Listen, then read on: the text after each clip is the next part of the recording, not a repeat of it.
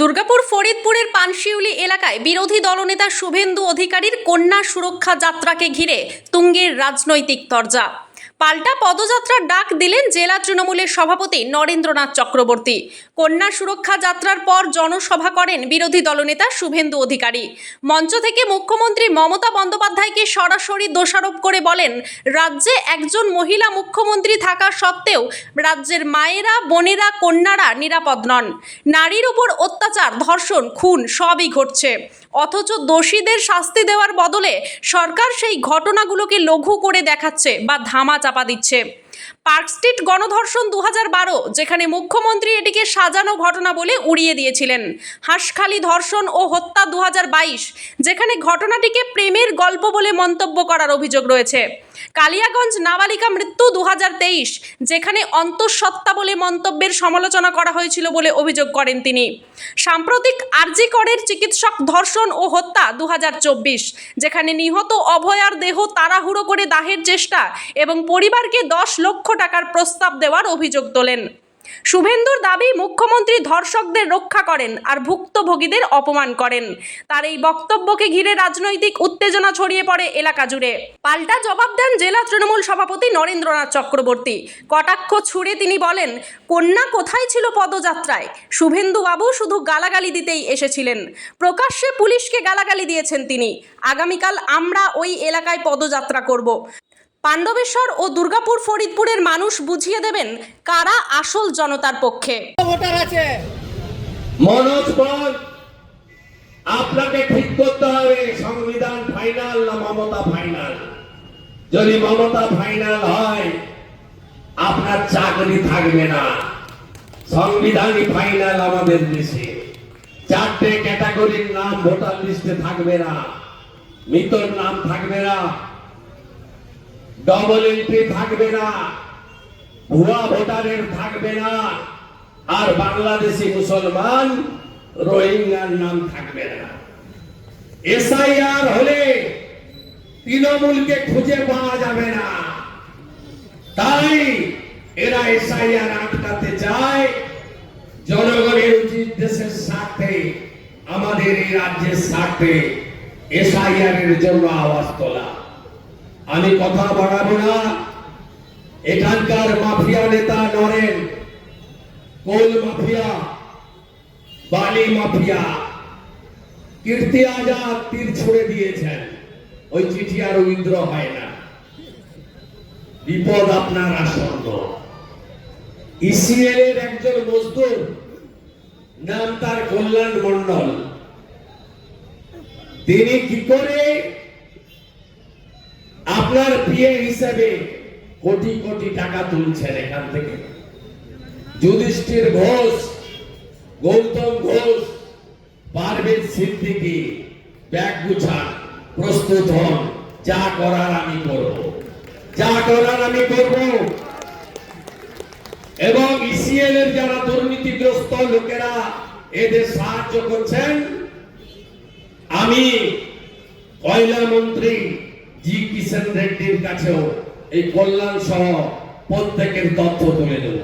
সবাই ভালো থাকুন। অনেক সন্ধ্যা হয়ে গেছে, আপনারা ধীরে ধীরে বাড়ি ফিরুন। আমরা নজর রাখবো আপনাদের উপরে।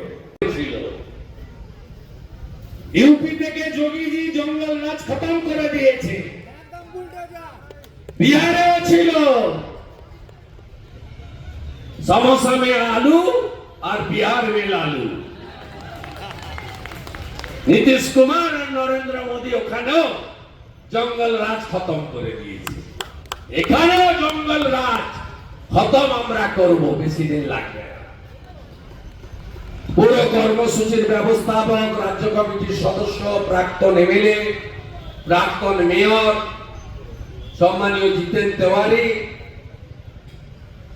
সমগ্র কর্মসূচির আহ্বায়ক, তরুণ জেলা সভাপতি। আমি দুটো প্রোগ্রাম করলাম, আসানসোলে হাঁটলাম। কত লোক হয়েছিল আমি গুনে শেষ করতে পারবো না। 15,000 তো হবেই। তার কাউন্টার করতে গিয়ে ওরা ফেল করেছে, আপনারা দেখেছেন। ভাই দেবতনু ভট্টাচার্য, তানিহাটি পুরস্কার, অনুব্রত মন্ডল, বোলপুরের আইসির স্ত্রী এবং মাকে 5 বার ধর্ষণ করবেন বলেছেন মদ্যপ অবস্থায়। মুখ্যমন্ত্রী বীরভূমে গিয়ে তাকে রাজ্যাভিষেক করেছেন, তৃণমূলের জেলা কনভেনার বানিয়েছেন, সিকিউরিটি বাড়িয়ে দিয়েছেন, তাকে পুরস্কার দিয়েছেন।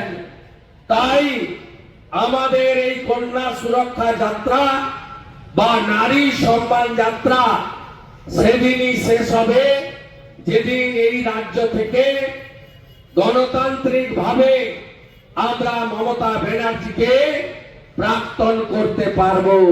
সেদিন আগামীকালও আছে ব্যারাকপুরের বীজপুরে, তার আগে আলু চাষিদের নিয়ে কিষাণ মোর্চার ধর্ণা আছে সিঙ্গুরে।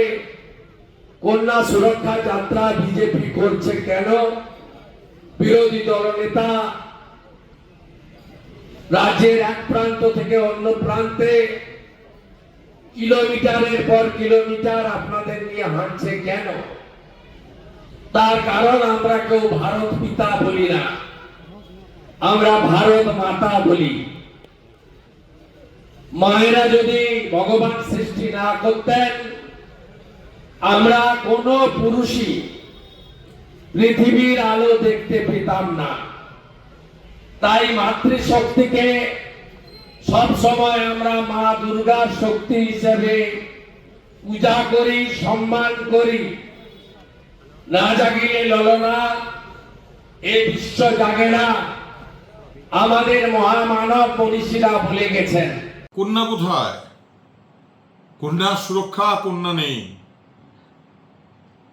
শুভেন্দুবাবু পাণ্ডবেশ্বরে এসেছিলেন গালাগালি করতে, রাজনৈতিক সভা নয়। আর উনি যেভাবে